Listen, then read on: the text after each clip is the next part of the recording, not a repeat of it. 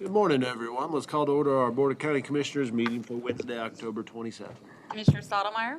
Present. Commissioner Harris. Present. Chair Waymeyer. Present. Vice Chair Dickinson. Present. Commissioner Dunn. Present. And the Pledge of Allegiance. To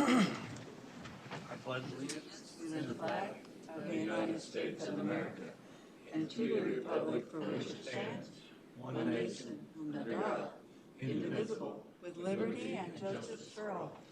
All right, today's invocation will be led by Pastor Mark Hutton. Good morning. Let us be in a spirit of prayer. Loving and divine God, we give you thanks for this day. We give you praise for the blessing of our ability to put feet on the floor, clothes on our bodies, and walk out the door. We give you thanks for the blessing of being able to serve you in this wonderful place that we call home. We give you thanks for the rain and the moisture that it brings to the earth and the way that it helps in the cycle of birth, life, death, and renewal. God, I pray for those who are out on the roads, especially our first responders, that they might be safe on this day. Pray safety upon all those who travel through our county. And God, as we get ready to celebrate Halloween, I pray for the safety of our children of our county, that they might enjoy a good time in the festivities of the holiday, and we ask that you help keep them safe. And as we get ready to celebrate Reformation Sunday, a day where reform is recalled, may you reform us, may you transform us, continuing to mold us into the people you would call us to be. God, may you continue to guide our commissioners. I give you thanks for their service, for their dedication to the community here. May you help them in their collaboration and in their conversations and bring unity into their deliberations. God, we give you thanks most importantly for your Son, Jesus Christ. It's in his name we pray. Amen. Amen. Thanks. Thank you. All right. Public comment. A citizen desiring to speak on an item not on the agenda may do so at this time. Discussion is limited to 5 minutes. The commission will not take action or discuss items at this time. Discussion should be limited to matters of county business, and public comments not permitted in regards to personnel matters or on pending legal matters. Items introduced under public comment may become agenda items at a later date. Who do we have? Norman Woogie. Hey, Norm. Norman. Come on down.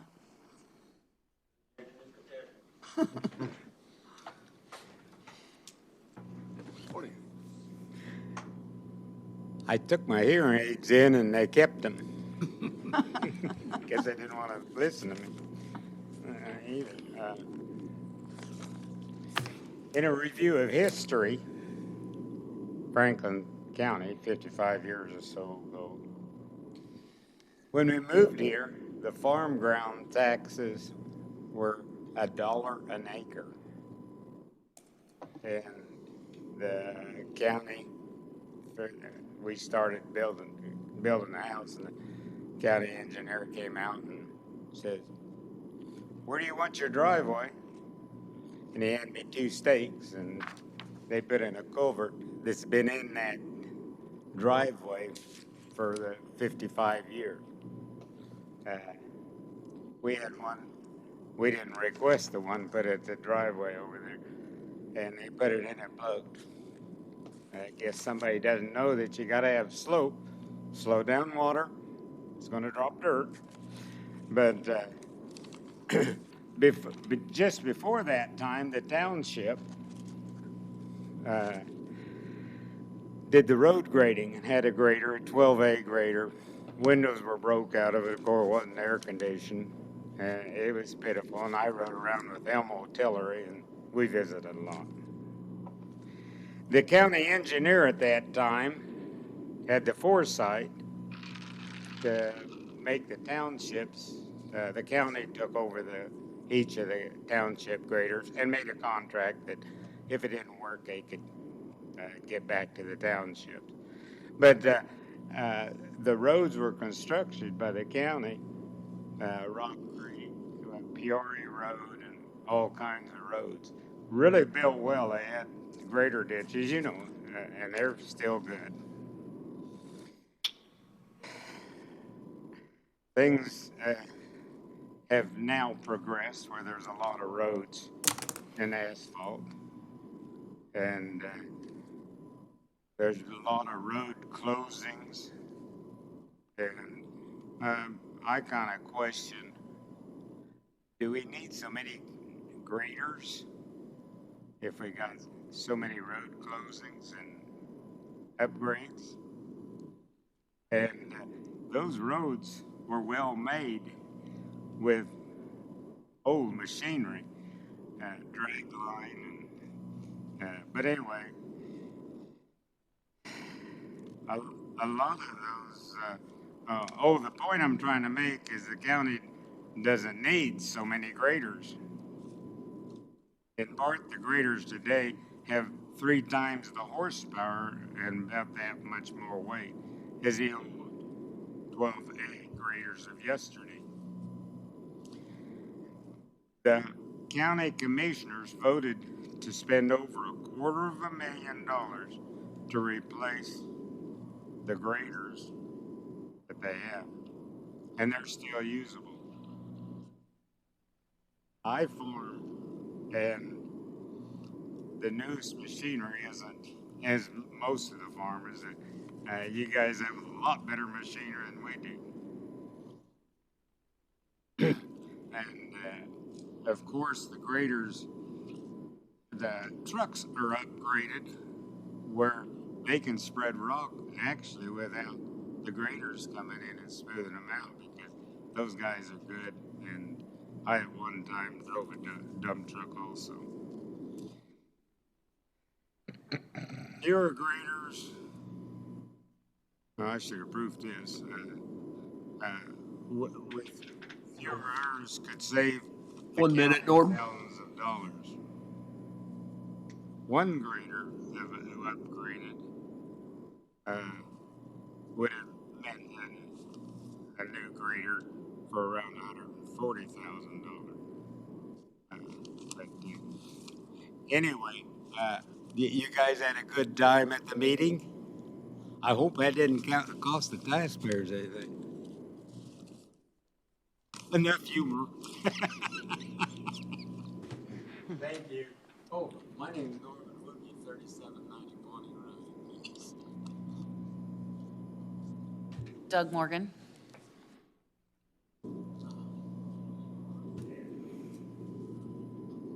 I know 2 or 3 of you guys. If you could state your name and address. Douglas Morgan, 3921 Florida Road. I got some papers that I drew out. I wasn't gonna spend the resources to take pictures off the internet. You guys got access to Google Earth. My wife printed these off, and I kind of wanted color, because a lot of the scribble marks on there I used magic markers to kind of give you a better picture. But what this is about, I can go into detail about what started this all, what caused it all. But what this is about is the top of those papers that you got is north. I live on the corner of Florida and Reno Road. I own the northeast corner of Florida and Reno intersection. Florida dead ends going south right there at Reno Road. It goes east and west. That's one of the things that got me upset to begin with 3 weeks ago was down there on Reno Road at the lower left-hand side of that. There's a bridge that's west of Florida on Reno Road before you go into that curve. Had a log jam in it 2 and 3 years ago. 2 years ago, I went to the county and asked them, I got a little 450 John Deere, because all I wanted was some help to clean that log jam out. Because when it floods, it goes across Florida Road, washes it out, and runs across that field on the south side of mine, on the south side of that driveway, 3921. And they told me that if it froze up after the first of the year, 2 years ago, they'd come out and help me as a ground froze up, but they were busy doing something else. And I know for a fact what they told me is the truth, because I was taking care of my stepdad south of Greenwood on Florida Road, and they spent, I bet you, probably 2 weeks digging that bridge out because of the massive log jam they had. And I know there's a lot of other projects. Franklin County's pretty good size. I know for a fact he told me the truth. Don't doubt him a bit.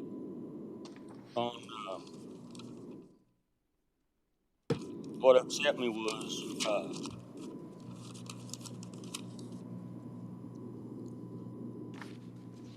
on October the 8th, at about 7:30 in the morning, the county shows up across my road, putting a 30-foot culvert in on my neighbor to the west, putting that culvert in. And I could go into detail what caused all this, what started it all. But, and at the time they were doing it, I thought that it was legal at the time. And what upset me about it, and I was going to come into the county commission meeting 3 weeks ago, was the fact that it took me a year and a half. The county came out late last spring, I think, and they cleaned that bridge out, did a hell of a job. But it took me a year and a half to get them to do that. And I'm sure the county's got paper trails, and I got, if you want me to hear it, I can send you the photos on my camera. That I'm not sure I had his name wrote down on the index card and I lost it, but I think the landowners went to this man and lied on Tuesday or Wednesday before the end. I think it would have been roughly October the 5th or the 6th. It only took 3 days for them to come out there and put that tube in from the time they asked for it. And for them to come out there and install it. 5 days, a backhoe, a skid loader, 5 guys for roughly 5 or 6 hours, a semi and a drop deck and a 30-foot tube, and it only cost the landowner $3,000. Oh, and 2 dump trucks. 2 or 3 dump trucks, but it was 5 loads of dirt and rock that was hauled in there around that tube. After being upset about it and doing a little bit of research, and there's a few people that work on the county roads that I talked to, and I found out, I ain't gonna give my resources, but there was individuals in the county road crew that objected to this, because the way I understand it, the county rule says that a culvert has to be 550 feet away from another one. And that culvert was put in 64 feet from another culvert. Now, I found out that this gentleman, I think it was him, I ain't gonna say for sure, but somebody in the county was lied to on Tuesday and Wednesday because they were told that this was an emergency. I blocked the neighbor from getting into his cornfield. There were 2 other access ways that they could have got into that field. They came into the county and they lied to him on Tuesday or Wednesday, and you guys should be able to remember this, because whoever it was that lied to him came to you folks, and you had to vote to approve. Now, unless the rules have changed in the county, that means if you go against county zoning, they have to get a variance. Now, this was done after the county commission meeting on Wednesday, and you all voted to approve this deal. He never went out and investigated. I wasn't here Wednesday. Your 5 minutes is up, so if you could wrap up your thought. Maybe we'd be happy to stick around and talk to you after your Here's what I'm going words. to say. There wasn't any open comment. There wasn't any public hearings. There wasn't any open comments. They didn't go through the regular procedure. You guys voted on this and didn't give landowners have anything to say. I was going to give you 3 weeks last Wednesday. You guys have 2 weeks to investigate it.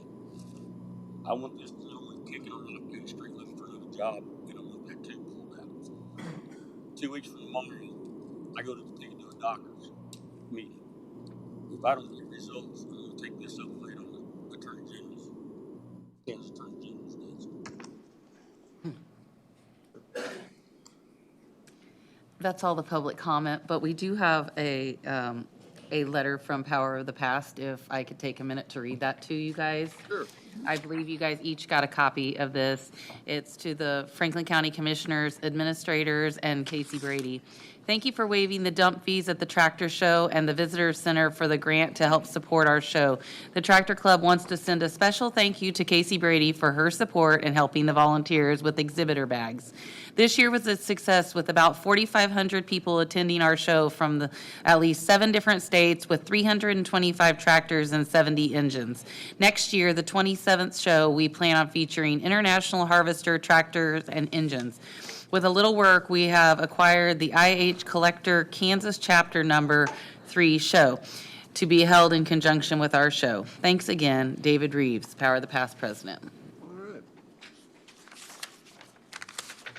And that'll bring us down to our consent agenda, which today would include meeting minutes from October the 13th. That's our last meeting, and claim vouchers in the amount of $749,807.86.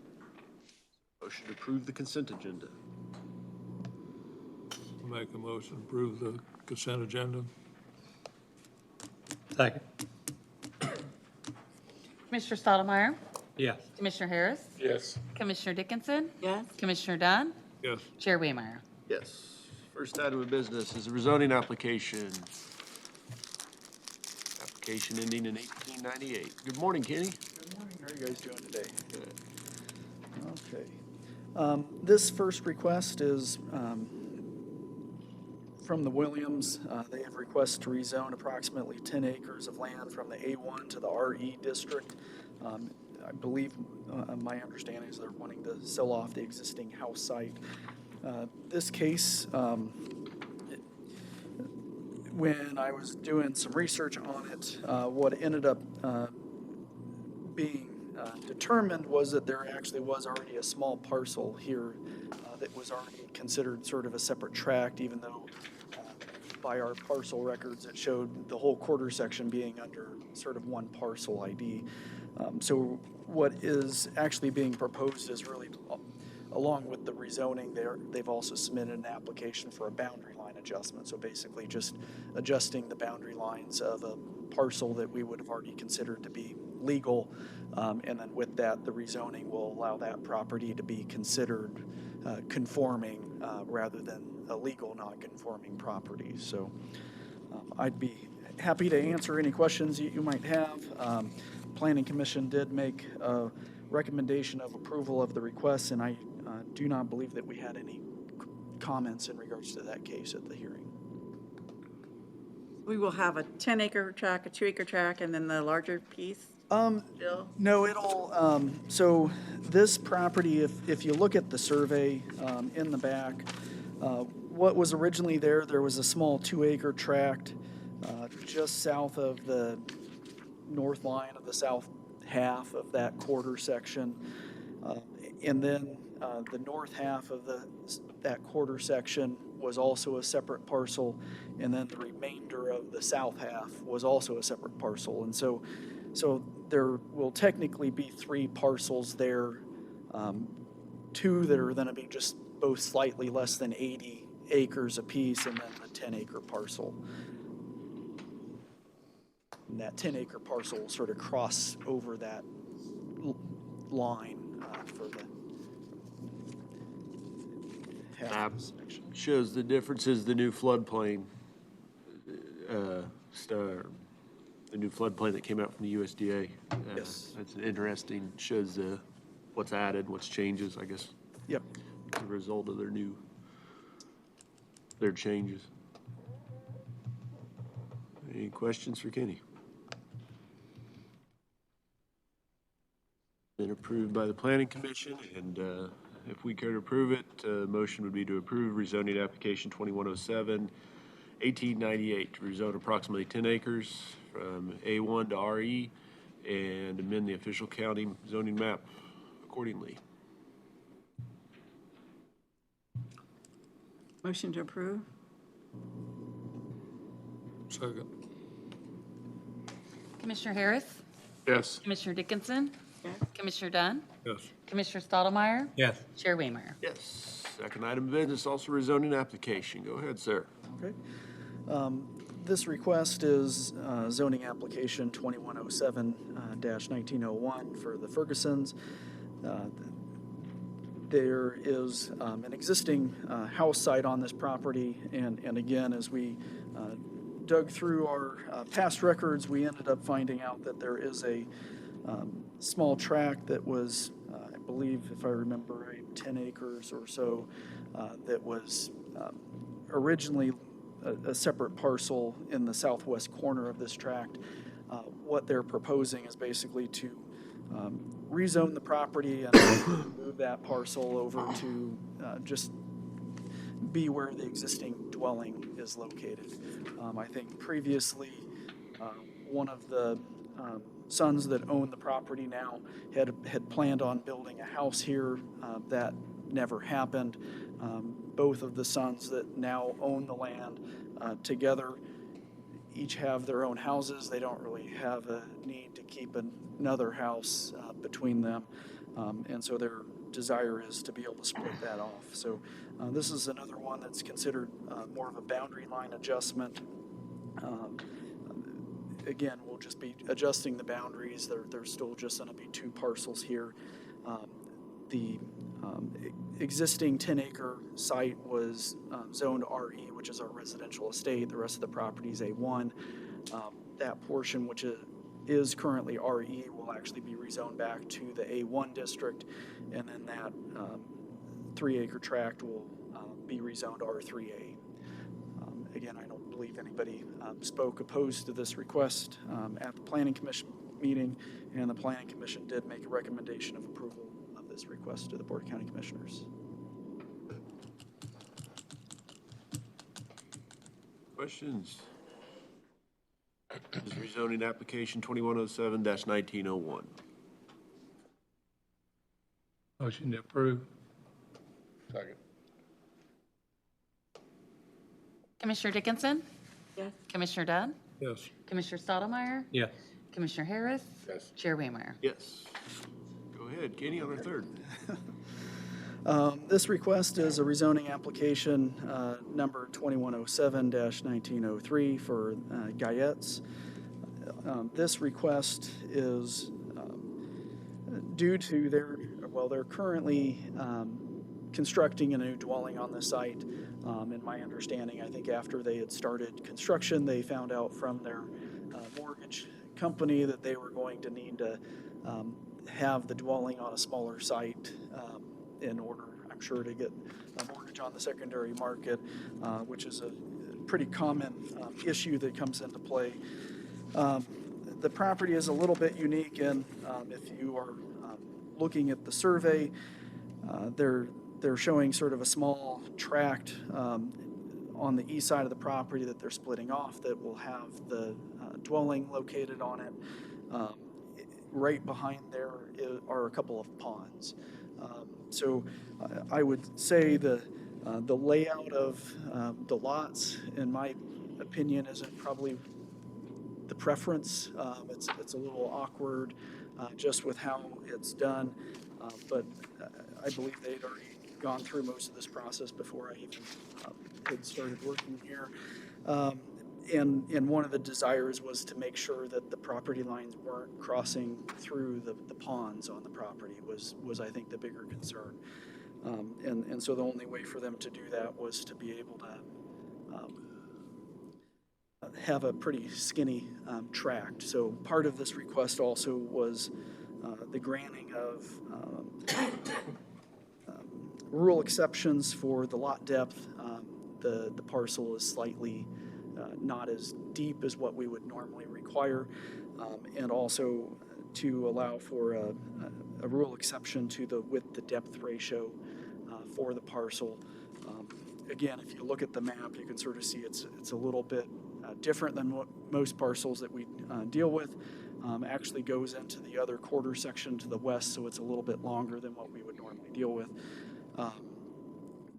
The Planning Commission did make a recommendation of approval of the request, and there were no individuals that spoke opposed to this request either. Ugly looking tract.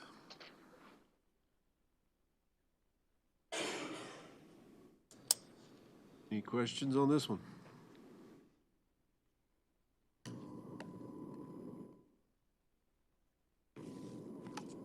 Here to make a motion? This is rezoning application 2107-1903. Motion to approve. Second. Commissioner Dunn? Yes. Commissioner Stottlemyre? Yes. Commissioner Harris? Yes. Commissioner Dickinson? Yes. Chair Waymeyer? All right. And next one is to consider appointing a member to the Planning Commission.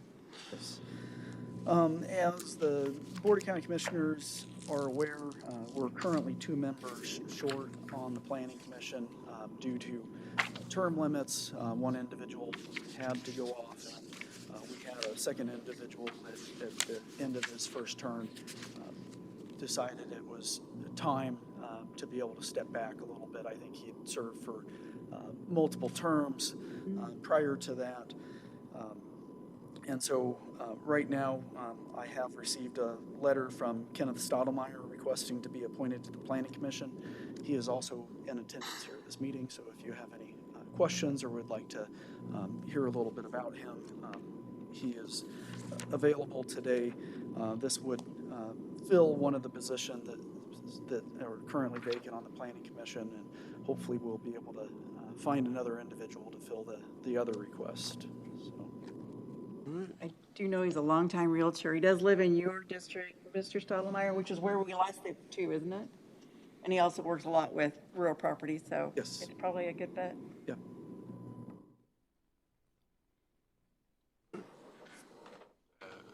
You say, come on up. Anybody up there want me to hang around? It's up to you. We'd be happy to speak to you after. More information and pictures if you want to see them, but if you don't need me, I'll leave. Howdy. Hello. I don't know if anybody has any questions for Mr. Stottlemyre, or happy to make introductions. Where you've been around a long time and. Franklin County lifelong resident. I'm in the district that they're needing a board member for.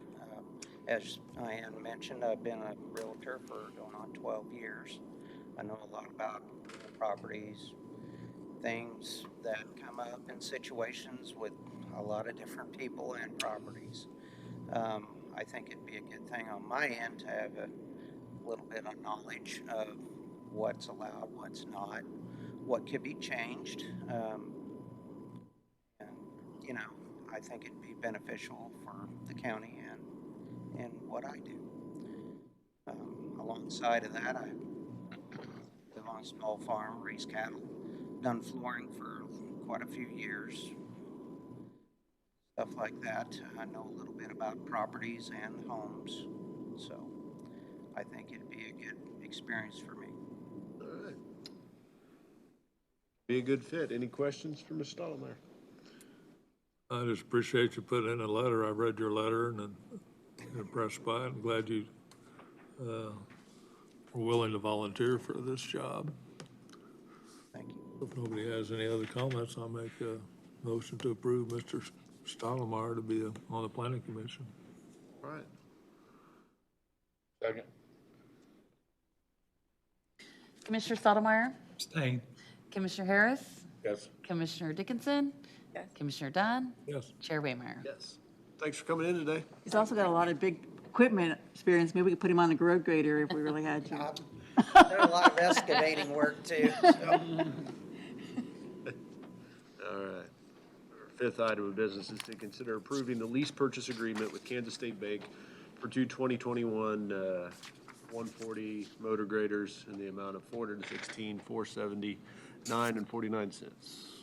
Commissioners, this is just the formal agreement between Kansas State Bank and Franklin County for the lease purchase of these graders that we approved recently. It's a pretty standard contract agreement that we have with Kansas State Bank. It's something that we have signed on previous occasions. And again, to just remind everyone, the interest rate on this loan is 1.33%, which is extraordinary. That made me think, is the debt callable on any of our other motor graders if they stay at that rate? I'm not sure. If we could add on to that or not? That I If don't we have know. any other units at a higher rate, it's not gonna be a big savings, but it's also a local bank, so it's not a big deal it's not like calling a bond or something where it's quite a expense and quite a deal. I mean, Right. We'd be happy to inquire into that, Cole. yeah, but I that's a agree, separate it issue. wouldn't be a massive savings, but it could be worth, I mean, it's certainly worth a phone It's call. just a matter of a couple $100 document fee. It may make sense to run some others through there. Yep, absolutely. The interest, in prepping for the meeting last time, I looked back at the interest rates that we have received on these purchases since 2019, and it ranges from 2.52 down to 2.35, 1.35, and then the 1.33. So overall, the interest rates have been fairly low, but certainly we can look into that. All right, well, the matter in front of us is to consider approving the lease purchase agreement with KSB for the two motor graders we've discussed. Motion approved. Second? Commissioner Harris? Yes. Commissioner Dickinson? Yes. Commissioner Dunn? Yes. Commissioner Stottlemyre? Yes. Chair Waymeyer? Yes. All right, on to staff reports. Derek?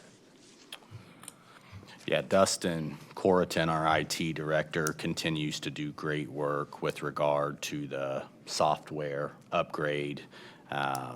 As you know, we've talked about it several times. We have a team working on that. We are in the process of setting up demonstrations with one particular company, and I believe we've settled on November 4th for the first of at least a two-part demonstration with them. And we'll try and have as many county stakeholders there as possible. The intention is for staff to go through those demos, get a firm understanding of specifically what the upgrades are, what they can do for us, how they can result in efficiencies, and ultimately lead to better service for the taxpayers. Once we've done that and had internal discussions, we'll probably have a study session on it so that we can discuss with the board, you know, here's what's being offered, and kind of walk you through everything that it can do.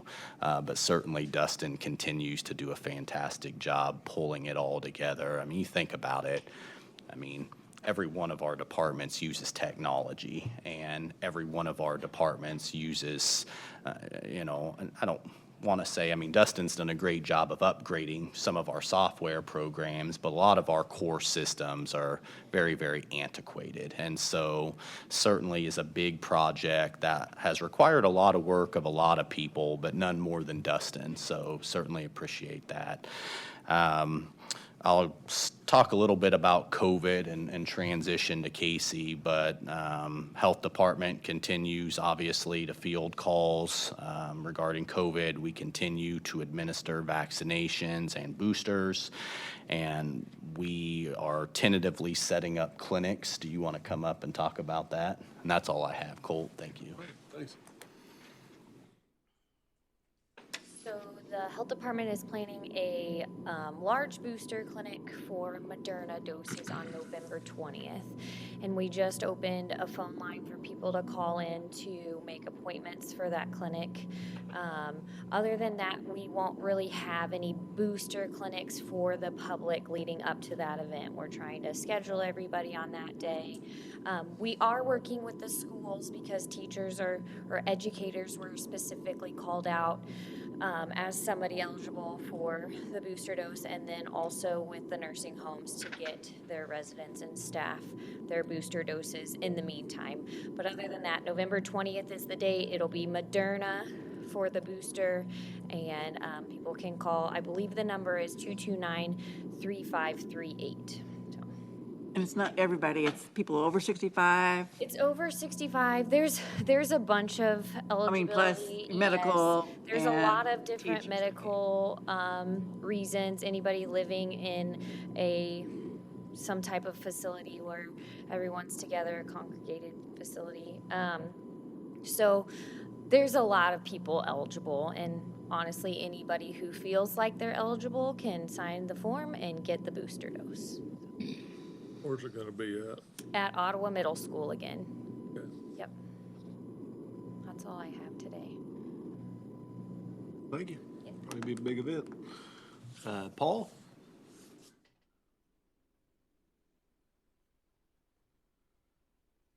Good morning, Commissioners. Morning. First, I want to compliment you all and the leadership of the county on their management of COVID. We all know that's a huge economic issue as well as a health issue. So as somebody focused on the health of the county, that's been a key piece to that as we continue to manage that. So really appreciate your leadership, and Derek and Casey and the health department, Brenda, and all of them have just done a phenomenal job to kind of keep that as small as we possibly can. And so not just a health issue, but also an economic issue, which means a lot to jobs and people's livelihoods. So I do appreciate that. Just wanted to bring up, and not really looking for any decisions or any solutions today, just to let you know I'm starting to toy around with and want to visit with you all, and have had some conversations with Derek and Richard Neinstead as well. But I think I've shared with you some of our, or more and more of our requests for information on Proximity Park are asking if we have an existing building in our area for industry, and we're starting to see a lot more of that where industry wants something that's already in existence. So I think it's worth a discussion. I can't say I'm for it or against it at this point, but something to start thinking about and discussing is, do we want to think about partnering with a developer on some kind of a spec property? And I want to make it real clear, this would not be something that the taxpayers would pay for. This would be something that we would partner with a private developer. There's lots of pros and cons to that. Obviously, if somebody's got an investment like that, they're going to want a little control over some of the items that right now the city, the county, and the school district have full control over. So that would be a concern. Another concern is, where would they put it? Do they get the prime location, whatever that might be? How big would it be? What would we focus on? Those types of things. So it really creates a lot of questions. But like I said, we got an RFP just a couple of weeks ago that indicated they wanted to be close to Edgerton but needed to have a building. And so we would have been right in the sweet spot on that. We went ahead and applied and told them why they should consider us anyway. But it just lifts up the idea of, do we want to think about something like that or not? So again, I'm not here to say we should or shouldn't, or to ask for any response per se. It's just to let you start kind of marinating that thought, and happy to have further conversations, because it's just something that's on my mind. I also kind of want to see where the economy goes. We've got a pretty high inflation rate, and that could certainly slow things down if interest rates go up. So there's a lot of factors involved in that. A lot of you fully understand that, but just wanted to lift that up and let you know that's something that's on my mind. Happy to answer any questions. Well, and I would just add to that, we really do just want you to start thinking about it, because it is a highly nuanced question, because we do see a lot. I mean, Paul obviously shares that with me in terms of what these companies are looking for, and we see a lot of requests for a spec building, but we see a lot of requests that they don't want a spec building, they want to build their own building. And so if we add a building, then we're not going to be desirable for those companies that don't want a spec, they want their own. And we've also had companies who've came down and looked, and some of them find the northeast corner of the park to be the most desirable. Others believe that it's the southeast corner of the park. And that all depends on, I don't even know that they really share with us why they find a certain, some want to be off the interstate, presumably, some want to be a little further from it. but it's just it's a tricky discussion because we obviously our goal is getting the right industry in the park that's going to help grow the community, be a good community partner. And the question is, do we close as many doors as we open by doing this? And I don't know how we're ever going to have an answer for that. I mean, I think that's just a discussion we have to have internally. Paul has to have with the city of Ottawa. The city and county probably need to speak on it. So we're really out at the very edge of this, just starting the discussion, knowing that, we'll probably advance those discussions in the future. I know some of our people wanted like 100 acres. And if you build your building right in the middle of that 100 acres that they wanted, then all of a sudden you've got a problem. I don't know how you would decide. Yeah, and some of And how them, big? like Derek was saying, some of them like to be by the interstate because they like that visibility. So it depends on what they're manufacturing or what their business is. If they like the interstate traffic to see their business, and others could care less and like to be on the south end because it's a little bit closer to the interstate as far as getting on and off. So all kinds of variables. It's three-dimensional chess. Well, we used to have buildings in the North Industrial Park when companies left the area. But to build who knows what building, I don't know. Although they did a lot of that up at the Edgerton, didn't they? Because they built these big buildings and then they went for lease, and you were like, oh, wow. Yeah, they build a shell basically, and then there's a lot of flexibility, but it's a risk. Something to start thinking about. Any other questions for me? All right. Thanks for sharing. Brandon, did you have anything today?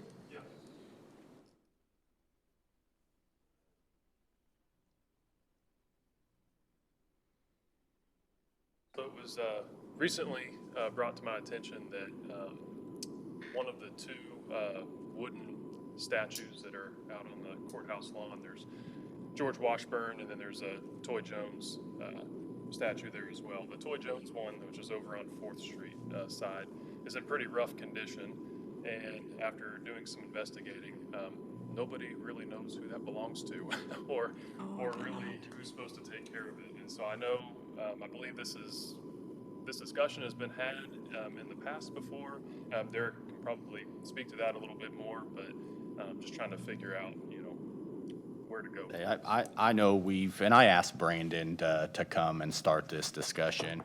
I know that I was approached, it's been several years ago, by the former Ottawa Main Street director.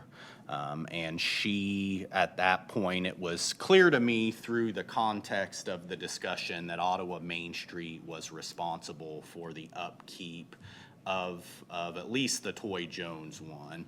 And she basically at that point said they were giving it to us. And I told her, no, they weren't giving it to us and that we didn't accept. And I don't know what has come of it since then. I've never seen any formal documentation that memorializes it. But the real question is, there's no doubt in my mind, or very little doubt, that anyone's going to object to the county assuming maintenance of those structures or statues or whatever you want to call them, if that is something that the board desires. If you would rather not, then we can put some resources into trying to truly identify who would be legally responsible. But that's just, there will obviously be dollars that need to be used, but in the grander scheme of a county budget, I can't imagine it would be, but that's just something that we wanted to bring to the five of you. Again, you don't have to answer us today, but if you have thoughts today, please share them. What's the condition? Are they rotten? Yeah, so the one in question, especially the top, the head has got a big old hole in it, and it's just kind of starting to rot down from there, so it's a pretty rough condition. They're not marble statues. No. They're wood from an old tree stump. They're neat. They're probably at the end of their life, though. Everything has a lifespan. Yeah, it was a kind of like Derek saying, it was kind of a itsy-ditsy. It dealt through the whole thing. it was partially the Historical Society, it was partially Main Street. And seems like we did, I don't know whether we paid for it or not, but we had them kind of restored one time. And I don't remember whether we just said, go ahead and do it, or, and Main Street did it, or Historical Society did it, or, when Bob Marsh, when he was around, he pretty well was the, Bob's not around, is Bob still? He's not. Yeah. Out and about. Anyhow, years ago, Bob was a former architect here, and he was big with Main Street and Historical Society. I think he was probably one of the big promoters of it. And I don't know about it, 'cause it's so iffy.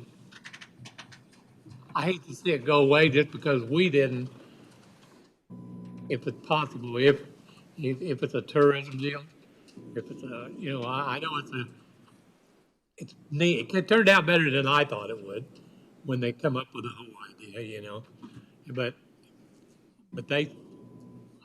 I think we just allowed it to happen. We didn't really, you know, we just said, yeah, go ahead, you guys. Had private money. They hired a guy to come in and do it and everything. And basically, and I think probably there's been a couple times we've done some things just to kind of protect them, you know, a little bit. So it's going on for 20 years. So, you know, so many things in and out about it. Well, I mean, in my mind, they're at the end of their life. We got 20 years of enjoyment out of them, but if they're at risk of falling over and the guy's got a hole in his head, I don't think that probably much enjoyment left. Well, about 2 years ago, this same one got some repair work done on it, and it's my understanding that at some point, right now, you mentioned Bob Marsh, I believe him and Doug Lloyd were going to swing by and at least take a look at it and assess the situation and kind of see if anything can be done with it. But that's kind of where we are. At least take them down for now and put them in the county yard, somewhere where they're not a risk to falling over and looking bad as well. Yeah, and that's an option too. I mean, if we were going to remove them and or take them out of commission, so to speak, I mean, we would probably do, you know, reach out to Diana Dean and, you know, if Bob Marsh is still around and whoever, if Ottawa Main Street has a director, and just do a survey and make sure that, because I still don't believe that the county is legally responsible for these. And so I don't know that we would technically have the legal authority to, I mean, they are on our property, so we could do it, but I think to be good community partners, if the decision was made to take them out of commission, that we at least send a note out, have some conversations, make sure that nobody strongly objects. And if there are objections, then we can talk about, you know, replacing the hole in the head, or I don't know how you do that, but.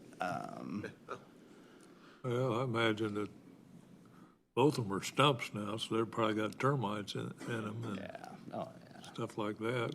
They were originally just oak trees. You know, in terms of funding, I think that perhaps inarguably, the courthouse is the preeminent tourist destination in Franklin County, so we could use tourism, TGT dollars, for any expense associated with that courthouse, and that would include these, so, you know, wouldn't necessarily have to be ad valorem tax dollars. But I also think we continue to do a lot of work on the courthouse, and we've talked about the courthouse lawn and what we want to present to the citizens, and I think that there's probably a bigger discussion to be had about work we can do on the lawn to make it even more appealing, and would that involve these statues? I think, you know, that'd be a good question for the five of you. So would you like us to reach out to who we believe are the interested parties and just see if there are any objections to us taking the statues off the lawn, at least for the time being? Well, I think we need to move them indoors, because they're gonna just, one day they'll be laying on the ground. I bet that base is pretty rotten underneath them.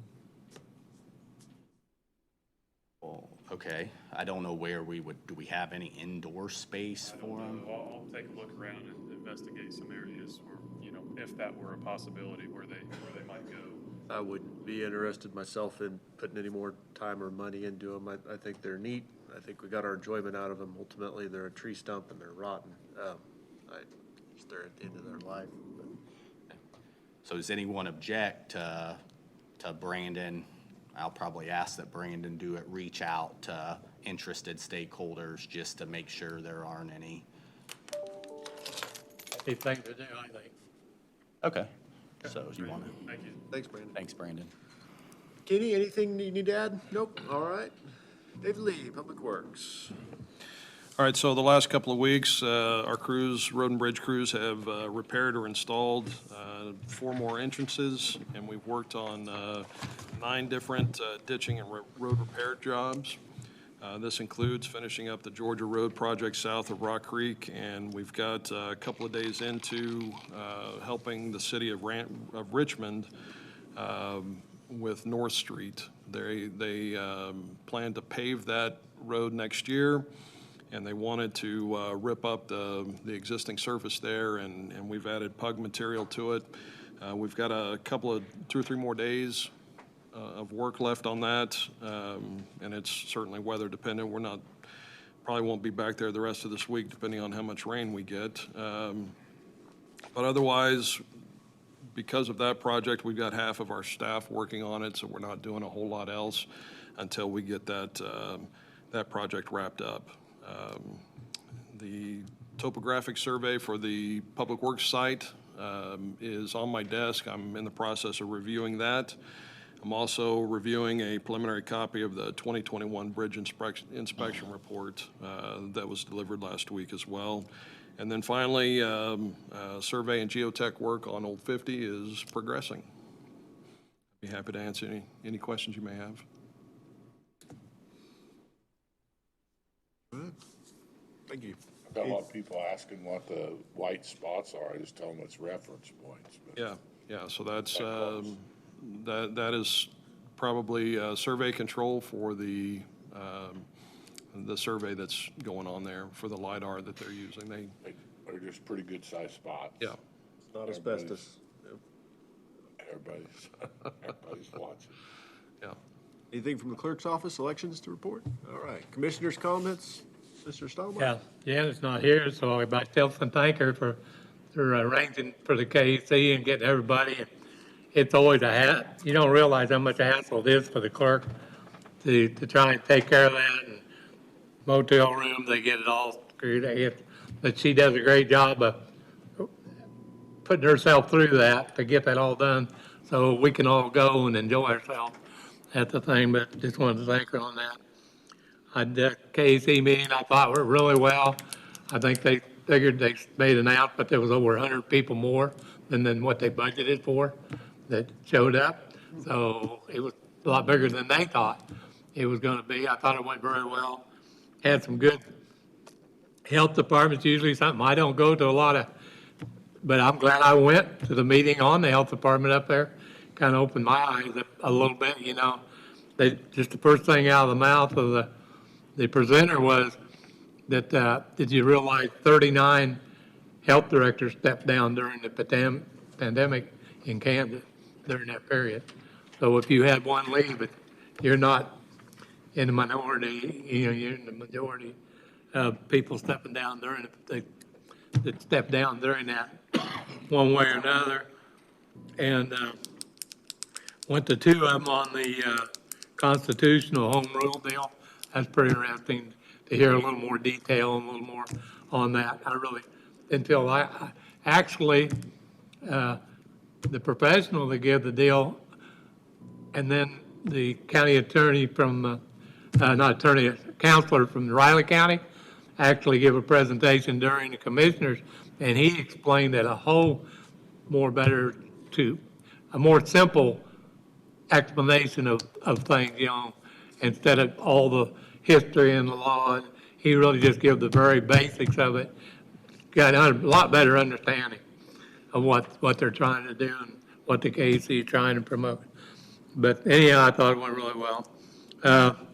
We did have a solid waste authority meeting last week, and David and Pat all attended that over in Miami County. Went really well. They had a lot of discussion over, we had kind of a short review of our director and give her a raise. She has done a really good job, and David was the main one that spoke to that over there. How good a job she has done professionally to lay things out and make contacts with other entities in the state and work with them hand in hand, bringing in really good speakers to talk to us that we were really interested in. And she opened up a lot of working with the public, not just us. We've got several grants for Lewisburg and Osawatomie, and opened to them for any city that has a recycling school. In Lynn County, did some grants for them. So I think she's carrying that ball in the right direction. So that's all I have. A couple of weeks ago, I went to a meeting of the Flint Hills Trail, and I think maybe it's going to be the last one. It was only set up for 4 years, and unless they have applied for a $25 million grant, that if they are approved, it actually would finish up the part of the trail they want to do.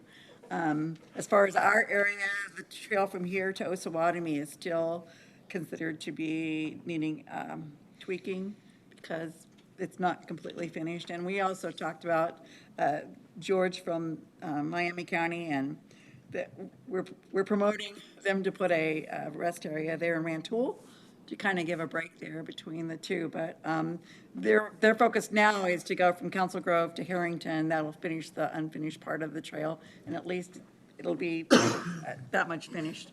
But anyway, that was in Council Grove a couple of weeks ago. The meeting in Topeka, and I know Norman said, did it cost the taxpayers anything? Yeah, it did. But it also was very beneficial to get together with people from across the county. I attended some very informative meetings, again, one about healthcare. And one of the most informative ones is they're going to change the mental health care. All of the mental health care centers around the state are going to be changed to certified community behavioral health clinics. One of the differences is the way they bill Medicaid, and it will actually give them a lot more resources to be able to pay their people so they can retain the people in their centers. And it also addresses more of the whole health, including weight loss and just all of a spectrum across the board, not just mental health, but health, which hopefully will help keep people out of our mental health hospitals, or at least some of them. And that's something that all of the mental health care centers will transition into that within the next couple of years, starting with 6 next spring, and then we have 26 across the state. So they all will be transitioned to that in 2 years. I went to a dark store theory, and again, very informative. It's kind of one of those things that I think sometimes we just put, and say, if I don't know about it, then it's not happening. It was actually very informative, and there are things that we can do about it. And one of the things, actually, Topeka could pass legislation so it doesn't happen, but you'd have to convince the people there that it is a problem.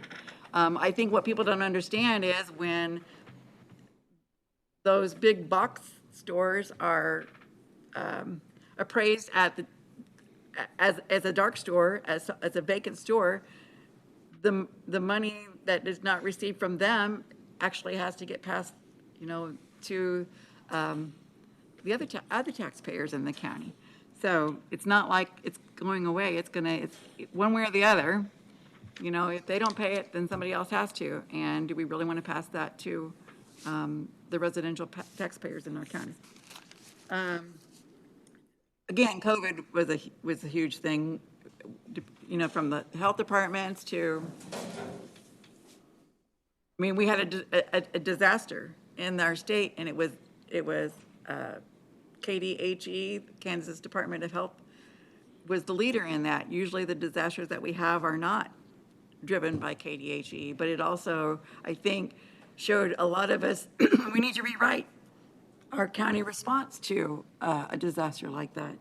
And then the last thing is, when you go to something like that, I think more than anything else, it's the networking that you do. There is not one thing that Franklin County deals with that is not being dealt with by other counties in the state.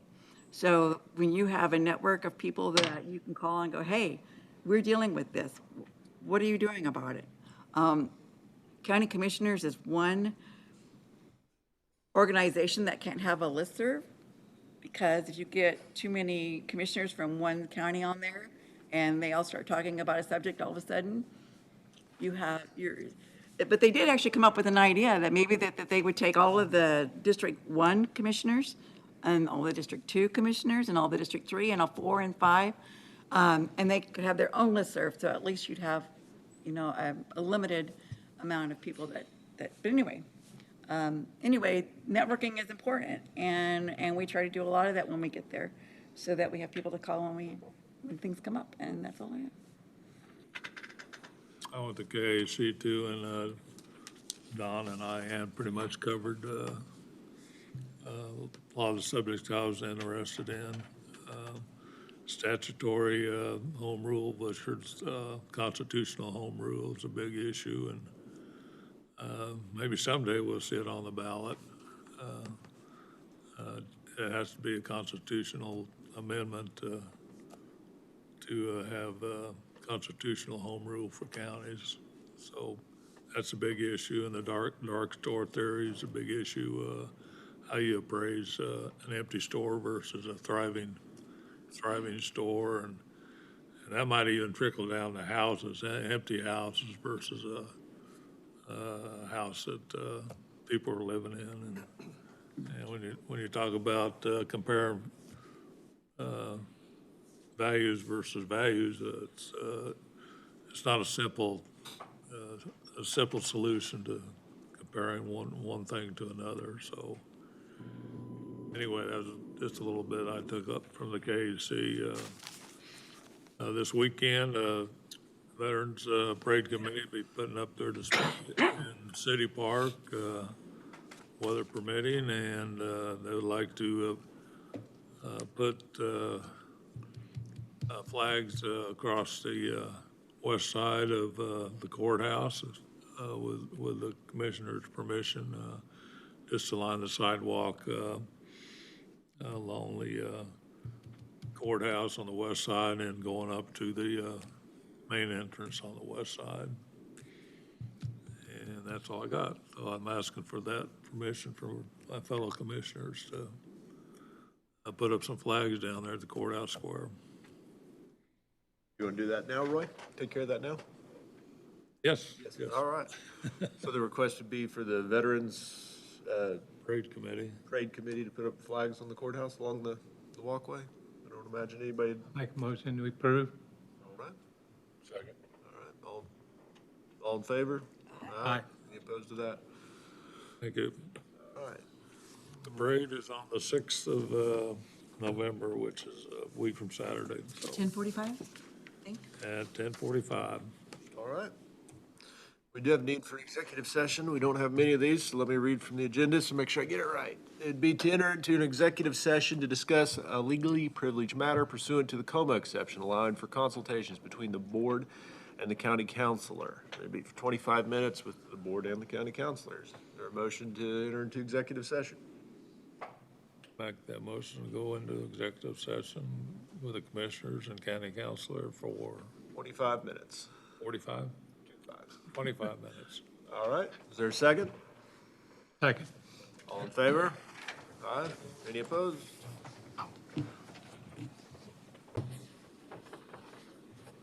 We are back out of executive session. No actions taken, no decisions made. We need a motion to adjourn. So moved. Is there a second? Second. All in favor? Aye. Any opposed? We're adjourned.